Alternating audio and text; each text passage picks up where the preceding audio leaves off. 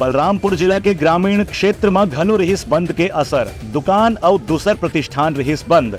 लोगन मन अनुसूचित जाति के आरक्षण लागू करे के मांग उठाइन। आरक्षण में क्रीमी लेयर के विरोध में आरक्षण बचाओ संघर्ष समिति के आह्वान में आदिवासी समाज आज बलरामपुर में बंद के आह्वान करे रही से अनुसूचित जाति अनुसूचित जनजाति आरक्षण के संबंध में सर्वोच्च न्यायालय के फैसला के विरोध में आज भारत बंद के आह्वान के असर बलरामपुर जिला के अंदरूनी इलाके में कहीं कहीं देखने पर मिले से, जहाँ दुकान बंद रही से इस दौरान व्यापक भागीदारी से स्थानीय लोगन मन भी बंद के समर्थन करें।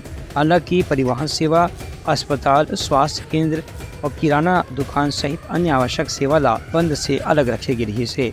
यह मौके में बलरामपुर के स्थानीय नागरिक मन के कहना है कि भारत बंद के जो आह्वान करेगी है वो आरक्षण बचाओ संघर्ष समिति जहाँ करेगी है और उनके मांगला समर्थन देवर ही बलरामपुर में बंदला स्थानीय लोगन मन समर्थन करे थे। ब्यूरो रिपोर्ट उपलंघा न्यूज।